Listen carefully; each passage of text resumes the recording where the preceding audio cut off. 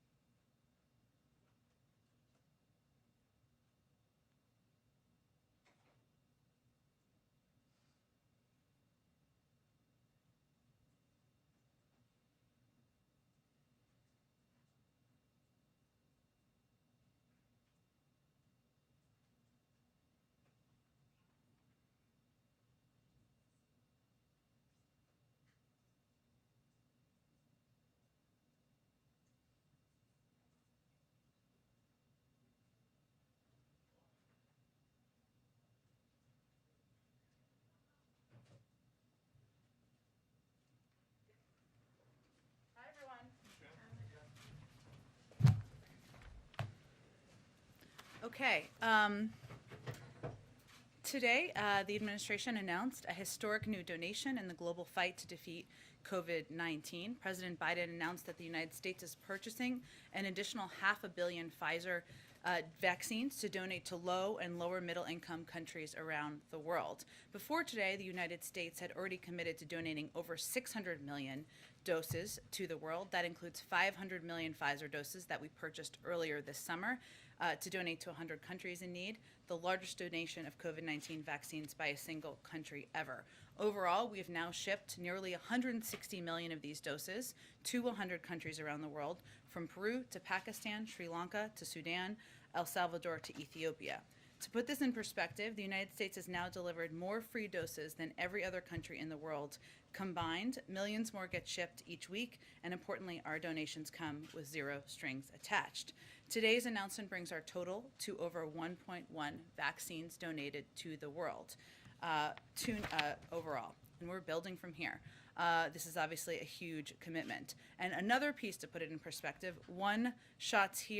for every shot we are delivering here. We're giving we're committing 3 shots to the rest of the world.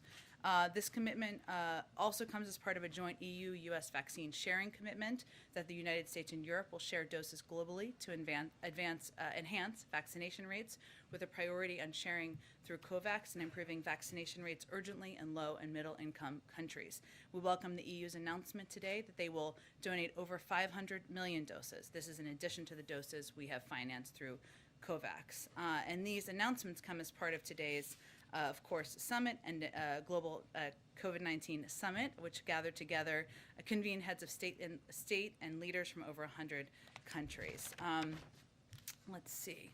With that, I just wanted to also note the Vice President also spoke just recently at this summit, and she announced the U.S. is contributing at least $250 million to establish a new global health security financial intermediary fund at the World Bank to coalesce resources for pandemic preparedness. With that, why don't you kick us off?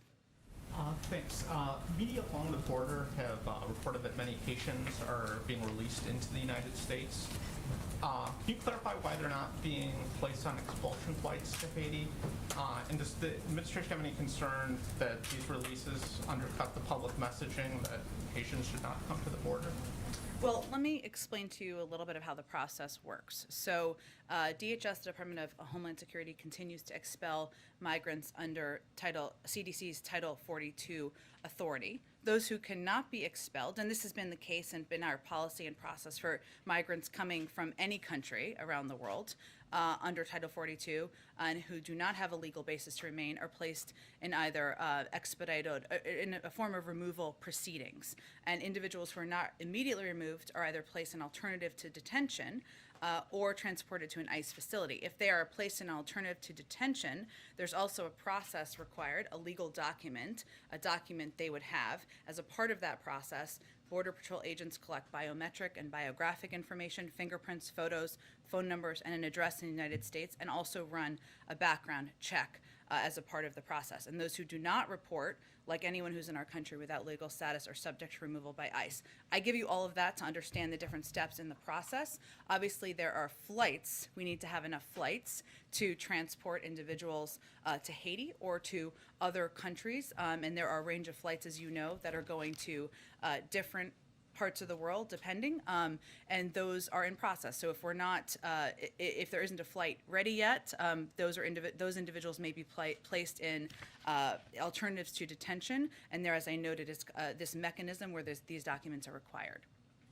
And could you offer any further details on the call that happened late this morning between President Biden and President Macron? How long did it last? Sure. How was the tone? With how much, there was quite a bit of detail in the a readout of plans for the meeting. How much of that was worked out beforehand, before the presidents even got together? Sure. Well, as we've noted in the past, to take your last question first, there have been ongoing discussions and engagements at a variety of levels between the United States and France. So certainly the possibility of a meeting was something that was naturally discussed in advance, but also natural for the president to raise that and discuss it at the leader level. In terms of the tone of the call, it was friendly. It was one where we're hopeful, and the president is hopeful. This is a step in returning to normal in a long, important, abiding relationship that the United States has with France. It was about 30 minutes long. As we noted in the readout, and as you said, it was extensive, but during the conversation, the president reaffirmed the strategic importance of French and European engagement, I should say, in the Indo-Pacific region, something that we look forward to continuing to work with them on. And as we said in the readout, the French ambassador will return to Washington next week, and he will then start intensive work with U.S. officials. So that will be part of the ongoing next steps that we go from here. And as we also noted, they will meet in Europe at the end of October. If I may just quickly follow Sure. up on that. Boris Johnson earlier today dismissed French anger over the submarine deal, saying the French officials should get a grip. Substantially, does the administration agree with the Prime Minister's criticism that the French have failed to acknowledge the value of AUKUS and the submarine deal to global security? And then secondly, is calling on the French to get a grip helpful at this point? Well, I can only speak for our relationship with the French and our relationship with the United Kingdom. And I will say that the president during this call, as we said in the readout, acknowledged that there could be there could have been more discussion in advance of the announcement. And that was an important message for him to convey during that conversation. So I can't speak to the comments and whether they're constructive or not from other countries. Jen, hey, Go ahead. Thanks, Jen. Follow up on immigration, one on the schedule today. So Secretary Mayorkas has now been asked twice on the Hill, and he's not been able to provide an answer to this. So I want to ask you, do you have the numbers? How many Haitians have been deported? How many have been processed? And how many have been allowed to stay in the United States? I certainly understand why you're asking, and understand why people have been asking Secretary Mayorkas. Those are numbers that are the Department of Homeland Security would have the most up-to-date numbers. But why is it so hard to keep track of a simple number like that? Why can't you give it? Why can't he give it? It's been 2 days now he's been asked that. I'm certain they will provide it. It's an absolutely fair question to ask, and I'm certain he just wanted to have the most up-to-date numbers to provide. On the campaign trail, then candidate, now President Biden said, we're going to restore our moral standing in the world and our historic role as a safe haven for refugees and asylum seekers. How does what's happening on the border right now with Haitian refugees square with that? Well, which aspect of what's happening at the border? What's happening with the Haitians? Do you mean the photos Them we've being seen, sent or do out, you the mean? photos? Yeah, them not. Well, first, we understand and agree that this has been an incredibly heart-wrenching issue. We've watched the photos of Haitians gathering under a bridge, many with families, and the horrific video of the CBP officers on horses using brutal and inappropriate measures against innocent people. I think it's important to address that and separately address what our immigration policies are, and understand that people are combining them, but that's why I asked that question. I would also reiterate that there is an investigation that will be completed by next week, which the Secretary confirmed, that will determine the next steps on both policy and personnel. All important questions people are asking, and in the interim, those individuals were placed on administrative leave and will not be interacting with any migrants. So as it relates to those photos and that horrific video, we're not going to stand for that kind of inhumane treatment, and obviously we want this investigation to be completed rapidly. I will say, on the broader question you were asking, the President remains committed to putting in place a humane and orderly immigration system that includes an established and efficient process for applying for asylum, that includes a range of programs for individuals to apply to stay in the United States. That requires Congress acting, and it requires also health conditions improving as we are in the middle of a pandemic. And we are continuing to expel people coming from a range of countries as we are continuing to apply Title 42, because there is a global pandemic that is ongoing. So I would think it's important to note that our policies, our border restrictions, are being applied not just to Haitians, but to people who are coming irregularly to migrate to the country from anywhere. More than 90,000 people were expelled in August. That was even before what we've seen in the troubling photos under the bridge. We are applying immigration laws. We are applying what are border requirements, and we are applying Title 42, which again is a health application given we're in a global pandemic. And just quickly on the schedule today, with all the Democrats that are here, would you describe where we at on the president's economic plan as a make or break moment? I would never describe it that way, but I would say, look, this is an important moment. We're in a pivotal period of our negotiations and discussions, and we always knew and have always known that as we get close to points where there are votes called or where there are key moments that Congress has on the calendar, that there needs to be deeper engagement by the president. That's what you're seeing happen today. As you've seen in our announcement of his schedule, he's meeting not just with leadership, he's also meeting with members of a range of caucuses across a broad spectrum of beliefs in the Democratic Party. And he sees his role as uniting and as working to bring together people over common agreement on a path forward. And that's his objective. So yes, these meetings are important. He's looking forward to hearing from people and looking forward to playing a role in bringing people together over achieving our shared goal of lowering costs for people and making the tax system more fair. Order. Oh, go ahead. ahead, April, and then I'll go. Jen, just bear with me because there are a lot of moving parts on this Sure. issue. Members of the Congressional Black Caucus were here today, meeting with the National Security Team, Cedric Richmond and Susan Rice. Yep. Can you give us an update, because they were talking about Haiti, the immigration issue at the border. Could you give us an update on that and what is expected for tomorrow's meeting with civil rights leaders, be it teleconference or what have you, with White House officials? Just what do you mean by an update exactly? An update on Can what you happened tell us in the what meeting? happened in the meeting, what was given to them, what did they ask for? Because black leaders are making big asks of this crisis moment. Tell me more about what you think they're asking for.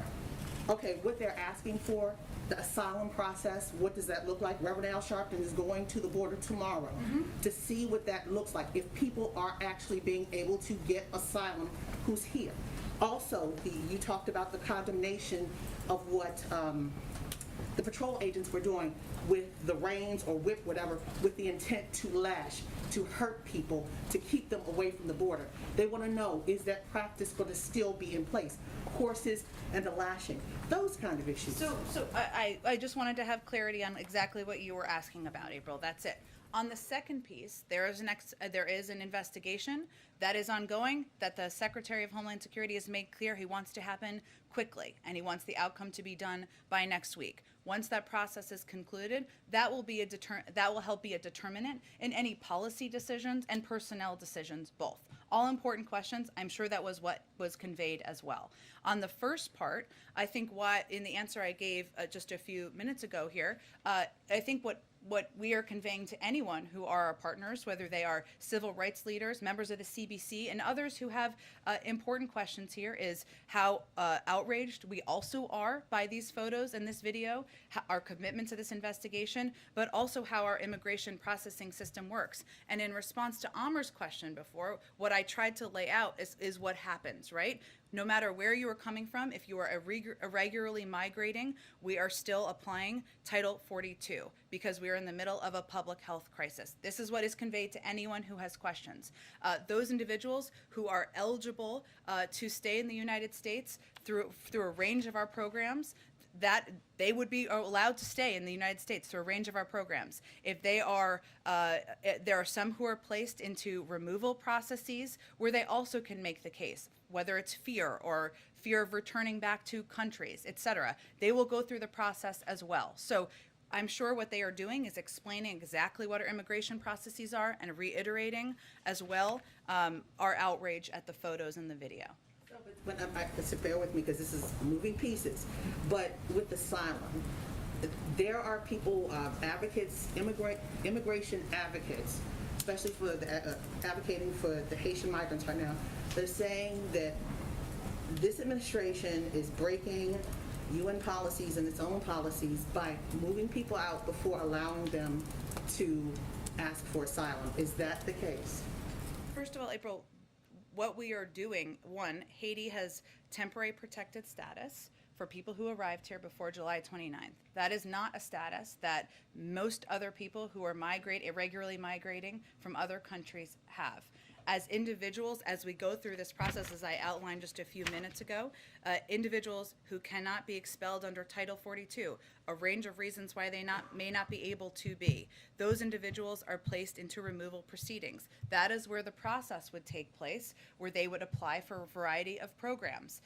While they're in that process, they are required to also provide biometric and biographic information and data. So that's how the process works.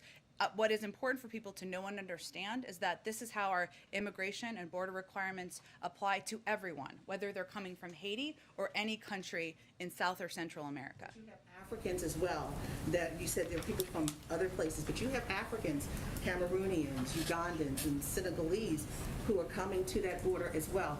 What happens with them as they are looking for asylum? Do you lump them into the same category with the Haitians that are at the border, be it Del Rio or wherever along the border? I think the point I'm making, April, and then we just have to move on to get to more people, is that anyone who's coming from anywhere, if there's temporary protected status for their country, as there are for Haitians who arrived before July, that they can apply through that program. If they're coming from other countries where we don't have that status, then they are expelled according to Title 42. If they are not if they can't be expelled according to Title 42, they're placed in expedited removal or in alternatives to detention, no matter what country they're coming from. Go ahead, Jeff.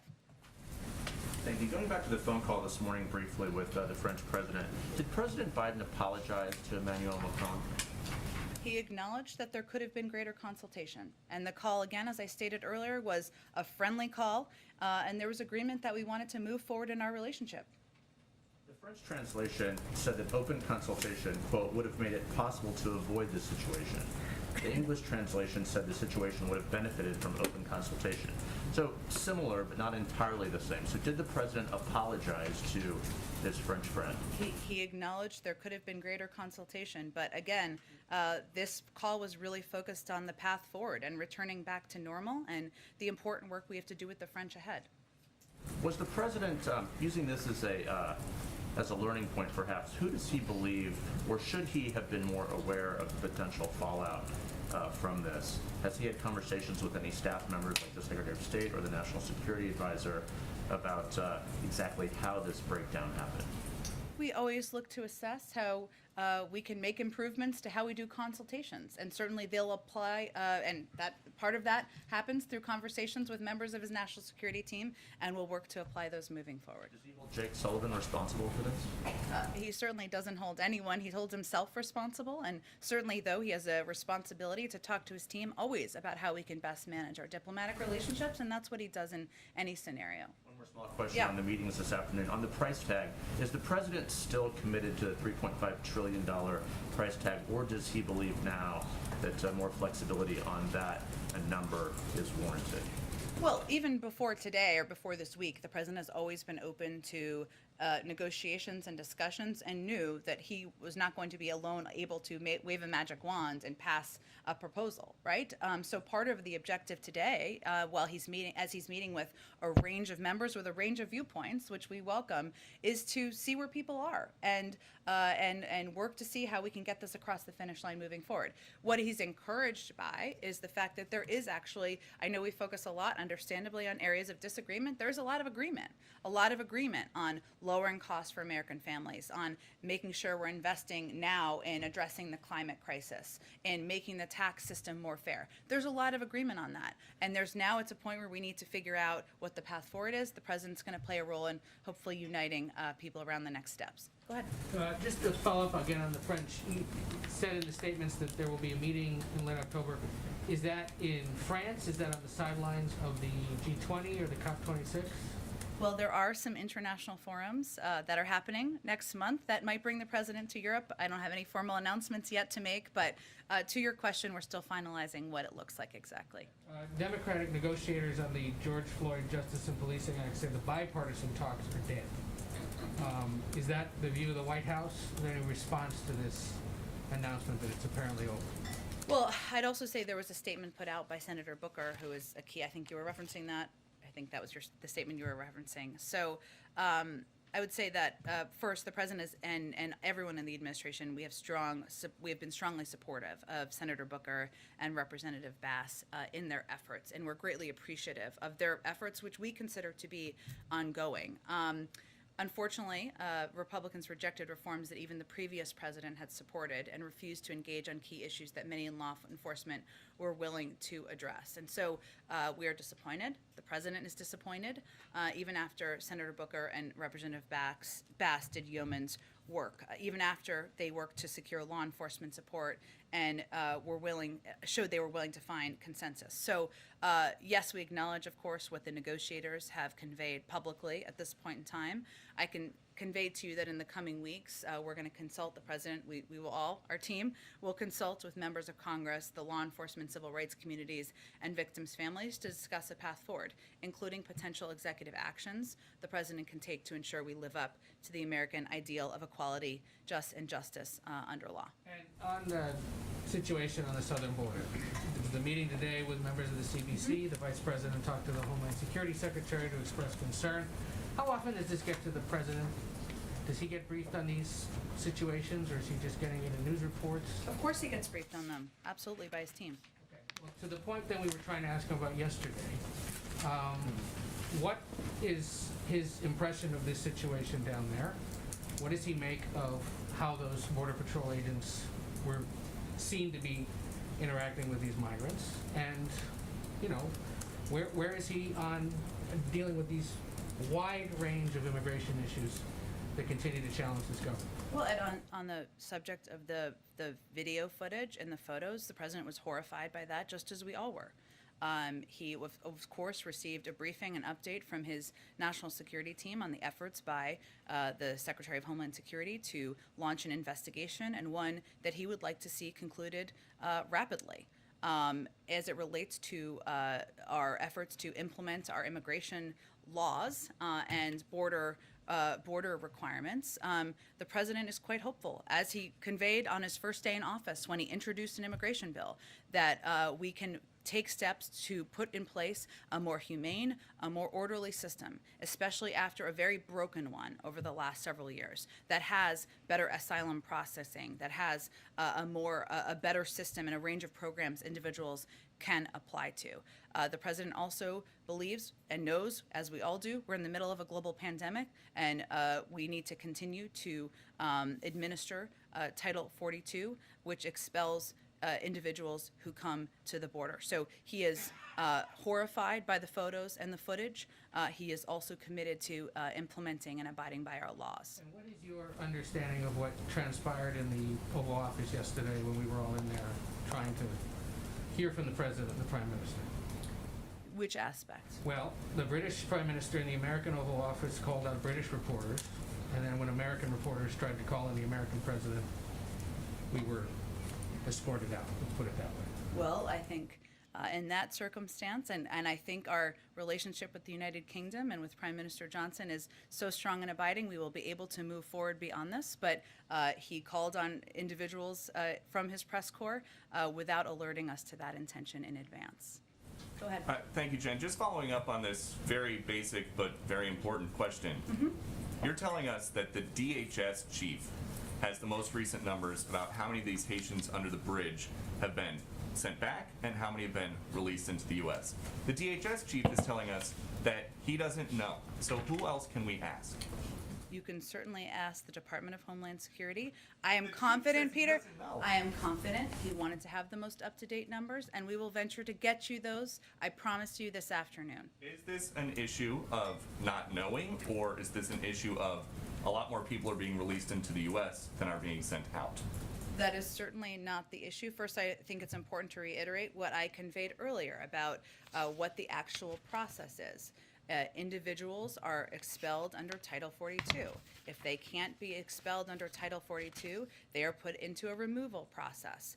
If they are put into a removal process, they're either transported to an ICE facility or released with a legal document. That legal document includes fingerprints, photos, phone numbers, an address in the United States, and a background check. That's the process that transpires. That's a part of our immigration process, regardless of where you're coming from. And just because you keep using Title 42 to defend this administration's immigration policies, that is a Trump-era regulation. You guys came in saying that the Trump-era immigration policy was very inhumane. Title 42 is not an immigration policy. It is a health authority because we're in the middle of a pandemic. The Trump administration approach to immigration was inhumane and was immoral. That's why we need to put a new policy in place, and we need Congress to pass that policy. Unified control, democratic control of Congress. Many months in office, you have not even tried.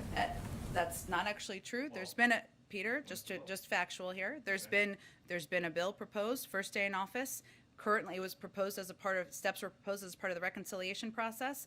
Right, the parliamentarian rejected that proposal. They're going back and proposing new options. President supports that. He would like to see immigration reform passed into law, more humane processes. Just one more. Has President Biden ever been to the southern border?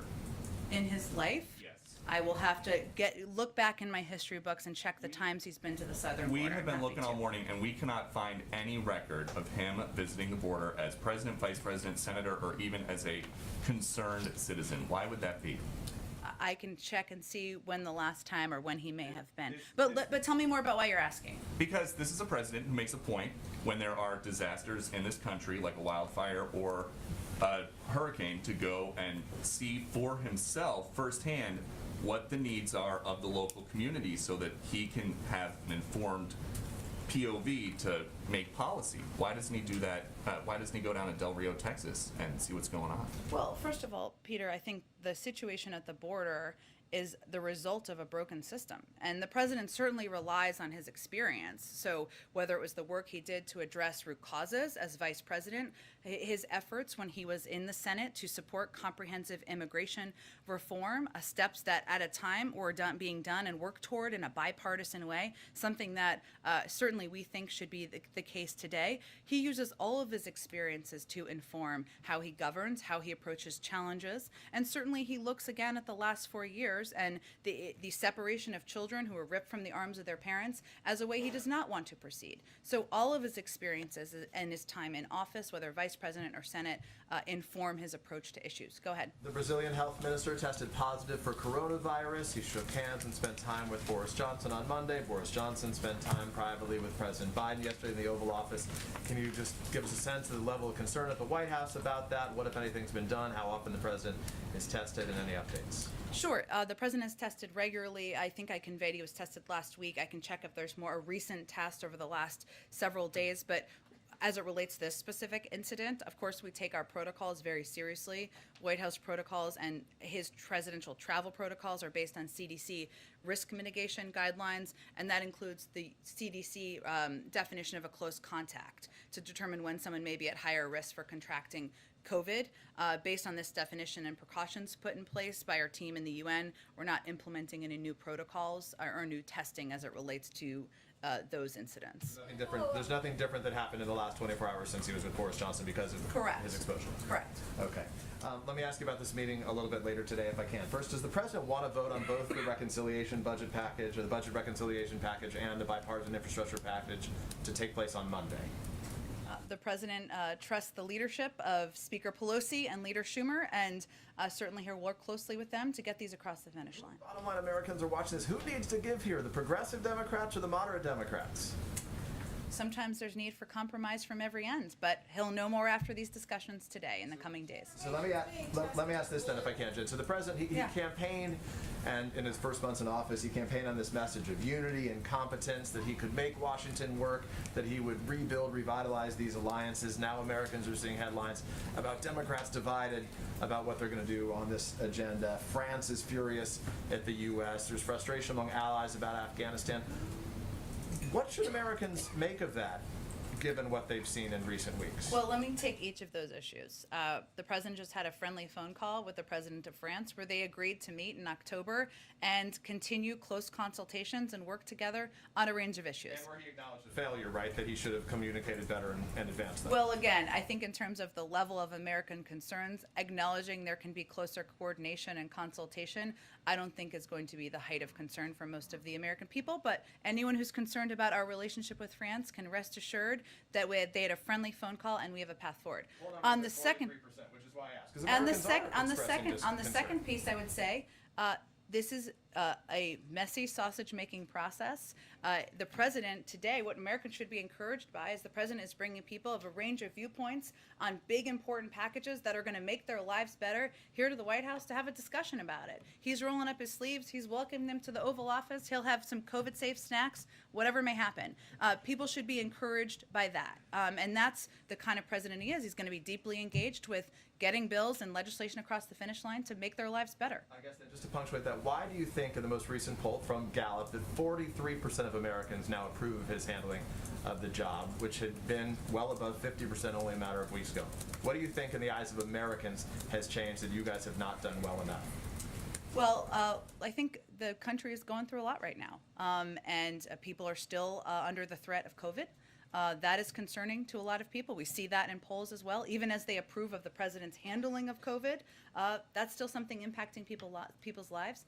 There's a great deal of anxiety about that. We understand that. But our objective is to keep pushing his agenda forward and keep making their lives better and, look at that over the long term. Go ahead. Jen, I was struck by what you said in response to Ed's question about what happened yesterday in the Oval Office. Okay. Can you shed a little bit more light on this? Did the president feel he was upstaged by the British Prime Minister yesterday?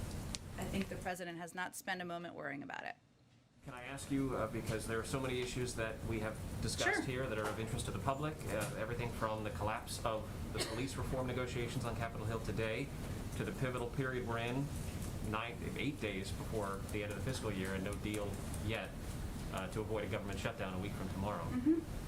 When can we expect to hear, or when can we expect to have the opportunity to ask the President substantive, pointed questions about these matters in a way that he will elaborate on his views? Well, first, the president knows that he was elected not just to get the pandemic under control and put people back to work, but protect our democracy and stand up for what's right and be transparent. And certainly part of that is engaging with all of you. I would note that he answered questions 135 times leading up to September, 3 times last week. And he'll keep looking for forums to answer questions from all of you, something that he sees as vitally important to our democracy. But in this month of September, most of the occasions we've had have been fleeting. In fact, there are some occasions where he's only taken one question and walked away, and most of those occasions have occurred outside of this building. So when can we expect to have an opportunity to actually ask the President questions in a formal setting? Again, Steve, I'm not trying to diminish or ask for a formal press conference, which certainly I'm sure we will have another one. But I will convey to you that as it relates to providing information to the public, elevating the importance of the freedom of press to our democracy, that I don't know that the format, whether it is multiple shorter Q&As or a longer formal press conference, is at the top of the list of the American public's concern. We intend to raise the matters of concern to the public at those press conferences. As you have during 140 times you've asked the president questions. Go ahead. Thanks, Jen. A couple to follow on Macron first. The French had called for the cancellation of the EU-US Trade and Tech Summit in Pittsburgh next week. After the phone call today, do you expect that to go forward? We're still, our officials who are planning to attend are still planning to attend. With no sense of if the Europeans are. We're continuing to plan for an inaugural meeting of the group in Pittsburgh as a follow-on to the commitment made several months ago. The readout said that the U.S. was committed to reinforcing support for French counterterrorism operations. I'm wondering if that is sort of a broad, we're allies and partners, or if that was, we should read between the lines that that is some new commitment that we've given to the French in terms of like tangible support. I would read it more as the former, in that they're an important partner in the Indo-Pacific. They're an important partner around the world, and certainly addressing the threat of terrorism that has metastasized and changed over the course of the last 20 years is a vital priority for us, as it is a vital priority to the French. And as I noted, when the ambassador comes back, there'll be consultations. Obviously, there'll be a meeting between President Biden and President Macron, and I'm sure they'll discuss this and a range of issues. The Fed today shifted forward their projections when the economy would be ready for a rate hike, which suggests economic strength, which I assume you'd be happy about, but obviously many Americans are still struggling, so I wonder if you agree with that assessment from the Federal Reserve. We certainly agree with the independence of the Federal Reserve and their right to make decisions it deems necessary on monetary policy. I would note that even just yesterday, the OECD projected 6% GDP growth, certainly a positive sign, which is nearly double what was projected in December. And the OECD also increased its projection for U.S. GDP growth in 2022. So we've seen a number of positive signs as it relates to economic growth. That doesn't mean that every issue, to your point, every American is having as it relates to inequality or access is solved. It's not. But our focus and our policies is to address those over the long term. On the congressional meetings today, sort of the format of them, you seem to have leaders coming in, then moderates, then progressives.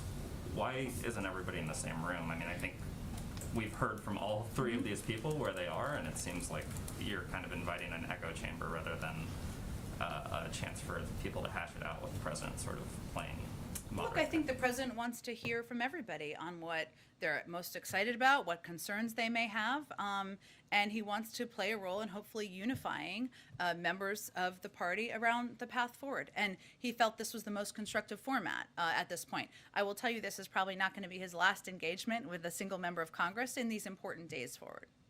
Go ahead. Thanks, Jen. I wanted to ask, just building on something here, did President Biden offer French President Macron anything, any commitments to make feelings feel a little better? And in addition, did Macron ask for anything? Well, I can't. I'll point you to the French to speak to President Macron. I would say that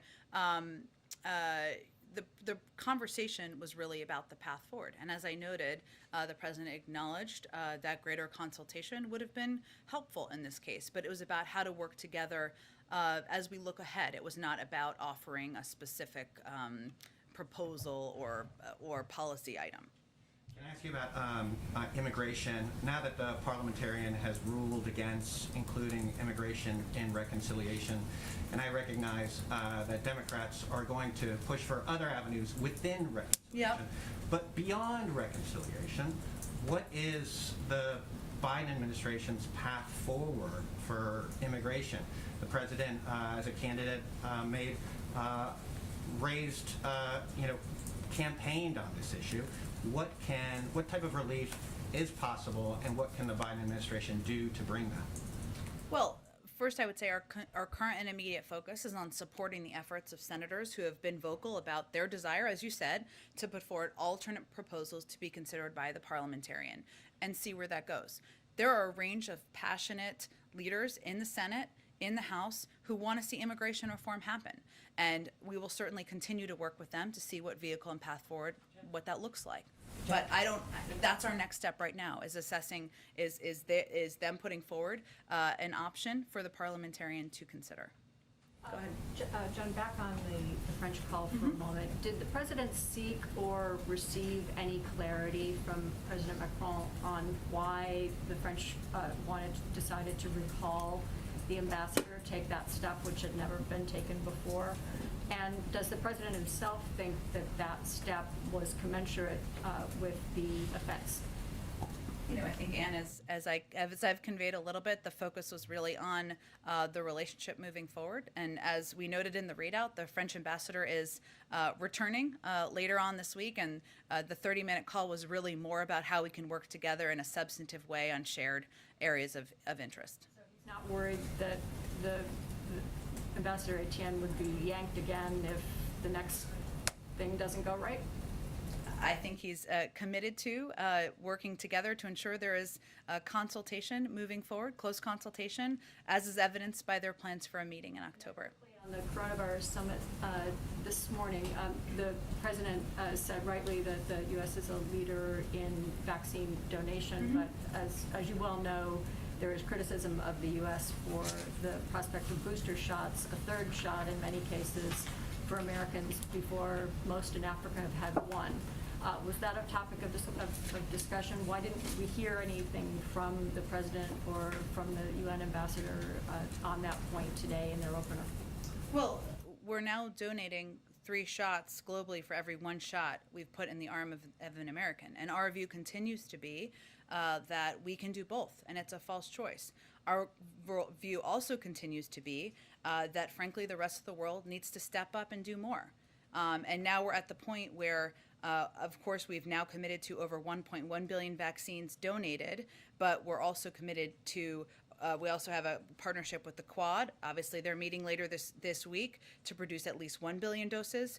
Our work to boost vaccine manufacture in South Africa is going to produce 500 million single-dose regimens in Africa for Africa, and we will continue to do more. Share doses, scale manufacturing, invest in vaccines abroad. You heard the president talk about that. But we also need the world to do more, especially developed economies that can do more to contribute to this effort to defeat the pandemic. Go ahead. Sorry, Deb, we'll continue. Great. Just following Jen on Anne's question there, you keep saying that the president will engage in deep consultations with the French. You could have said that in 1949 when the French first joined NATO. So I'm trying to understand here what is different now after this than it was before. Is the president's vision here that you simply go back to the way things were, where clearly that consultation process failed? Or is the president's vision that you have a new project of some kind with the French that begins to make reparations for what they view as what they've lost? I think, David, it's more about we've had a strong relationship for many decades. Of course, yes, there's been ups and downs in that relationship, but the president's objective is that we should go back to normal and that we should go back to a relationship where we work closely together on a range of issues facing the global community, addressing COVID, the global economy, security, the Indo-Pacific, and how we work together in those mechanisms will determine as we keep having close consultations and discussions moving forward. One question on the Quad meeting, which is coming up Yeah. on Friday. So you'll have the Australians there, but then you'll also have India and Japan. Would you envision for them a similar kind of military role that you've now defined with the Australians? AUKUS, what would it become? JAUKUS? JIAUKUS? Awkward AUKUS? I don't know, something like that. Yeah. Look, I think, David, that the announcement of AUKUS last week was not meant to be an indication, and I think this is a message the president also sent to to Macron, that there's no one else who will be involved in security in the Indo-Pacific. Of course, it's a topic of discussion, an important topic in conversations, with the French, with a range of countries who have a direct interest in the region. I can convey to you that we will have a preview call on the Quad meeting, which I know there's a lot of excitement about, for probably tomorrow in advance of that meeting, where we'll go through more detail of the planned agenda for the meeting as well. Go ahead, Jeff. Jen, China's Evergrande agreed to settle interest payments on a domestic bond today. I know this is very wonky, but it's impacted. We love wonky in here. the markets. Everyone's a nerd in here in some way. Is the White House satisfied with that solution, and do you have more concerns about contagion from that particular company? Well, as I said the other day, and I'm happy to talk to the Treasury team to see if there's anything more we can offer. Obviously, the majority of their business is in China or has been in China, and we, of course, closely monitor the markets and the impact on the global markets, which is something certainly the Treasury Department does. So that's where we look and assess in terms of how it relates to the United States. So I don't have anything new to provide from here, but I'm happy to check with them if there's anything in addition. All right, and just to follow up on the meetings this afternoon, can you give us a sense of how President Biden plans to bridge those divides? I know he's going to listen, and I know you talked about him wanting to hear from all sides and be more engaged. How does he get there? What does he do? What does he say? What does he give up? Meetings haven't happened yet. Look, I think the president wants to play a role and in talking and reminding people of what we have in common, how we can be united in making people's lives better in this country. He understands, and he's been a part of the Democratic Party for 50 years. He understands there are disagreements. Some of those are on the margin, some of them are larger. He's going to listen, he's going to engage, and he's going to hopefully play a constructive role as the leader of the party, as the President of the United States, on moving this important agenda forward. But it's hard for me to assess in advance of the meeting. Maybe we'll have more to say after they're over. Go ahead. Thanks, Jen. On global vaccines, the administration has previously noted that there's been logistical challenges in getting vaccines out to the countries that are actually in need. Just with this latest round that you just announced today, has the administration adopted any new strategies for increasing the actual deployment of these vaccines, not just the procurement of them? Well, those cases, I don't know if are you referring to any specific country or just... In general, you all have noted that it is difficult. You're right. It has been. What is a good sign, I should say, is that because we've now donated vaccines to a range of countries around the world, we've been able to work through some of those regulatory, legal, logistical hurdles that have been challenges in some places.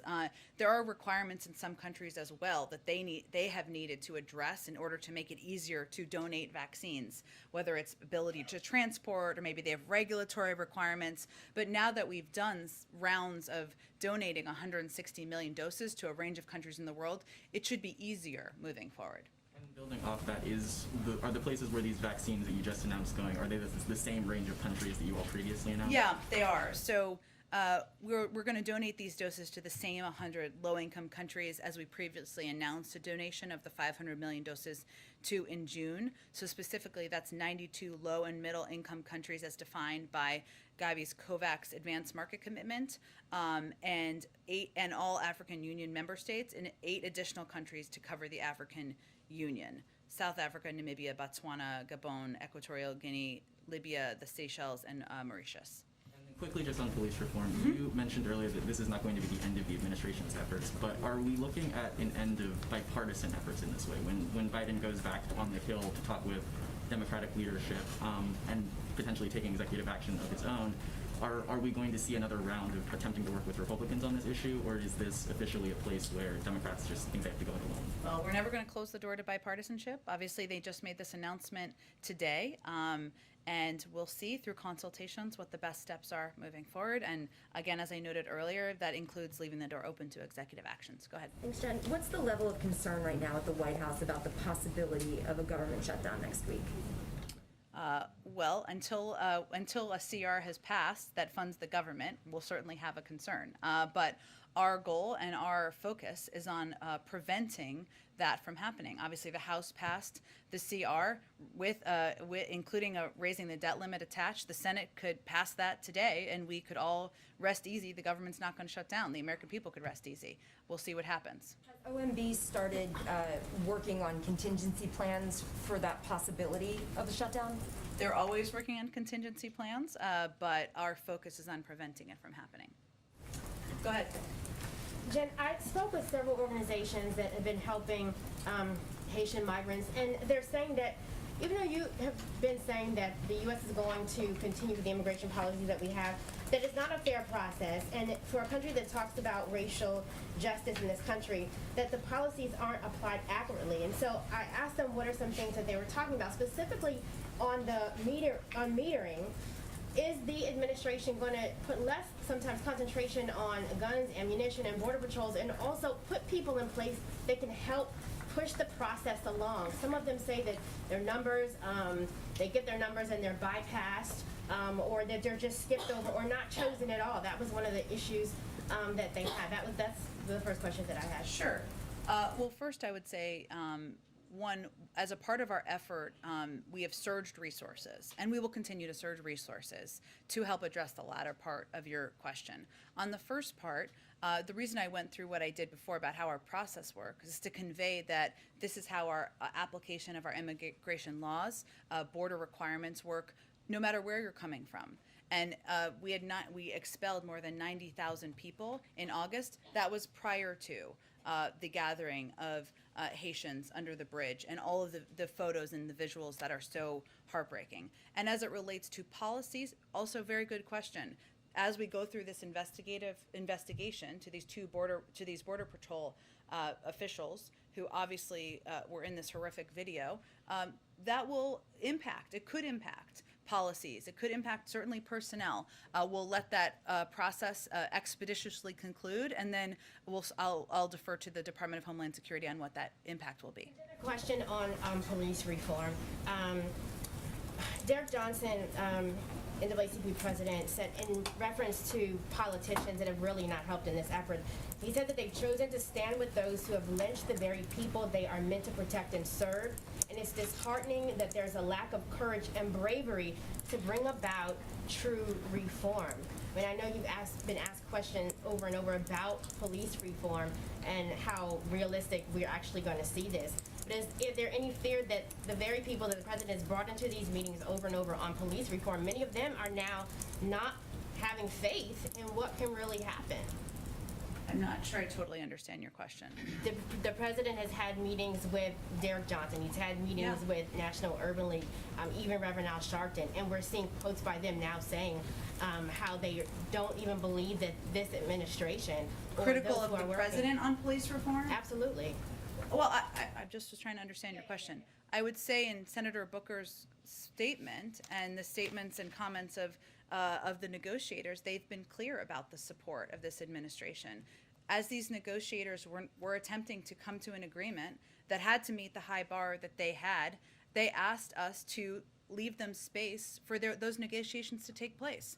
And that's exactly what we did. And we supported them behind the scenes in any way that they asked for. We also agree that it's unfortunate and disappointing that Republicans rejected reforms that even the president had supported and refused to engage on key issues that many in law enforcement were willing to address. We agree. That's incredibly disappointing.